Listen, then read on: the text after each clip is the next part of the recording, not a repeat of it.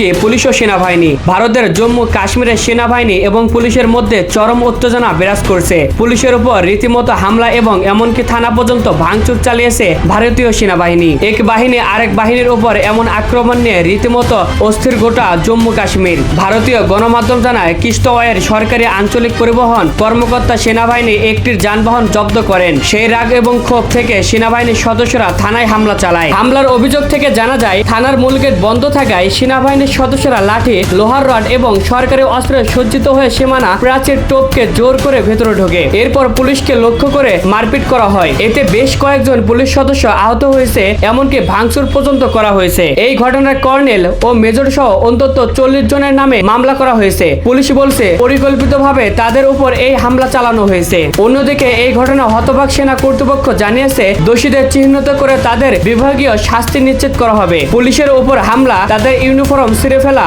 এবং গাড়ির প্রধান ফটক ভাঙচুরের এই ঘটনা এখন দিল্লি পর্যন্ত গড়িয়েছে। পুরো বিষয়টির সুষ্ঠু তদন্তের নির্দেশ দেওয়া হয়েছে। এই ঘটনার পর থেকে পুলিশ এবং একটা চাপা উত্তেজনা কাজ করছে। জম্মু ও কাশ্মীরের কিশোরদের বর্তমানে থমথমে পরিস্থিতি বিরাজ করছে এবং নতুন করে যে কোনো অপ্রীতিকর ঘটনা এড়াতে গোটা এলাকায় নিরাপত্তা ব্যবস্থা জোরদার করা হয়েছে। তো দর্শক, এই বিষয় নিয়ে আপনাদের মতামত কি তা অবশ্যই কমেন্ট বক্সে বলবেন, কারণ আপনাদের মতামত আমাদের জন্য একটি মূল বিষয়। আর ভিডিওটি ভালো লাগলে লাইক কমেন্ট শেয়ার করবেন, যাতে অন্যরা বিষয়টি জানতে পারে। এবং আমাদের চ্যানেলে নতুন হয়ে থাকলে চ্যানেলটিকে সাবস্ক্রাইব করে রাখবেন, যাতে আন্তর্জাতিক খবর সর্বপ্রথম আপনি পেতে পারেন। ধন্যবাদ। আল্লাহ হাফেজ।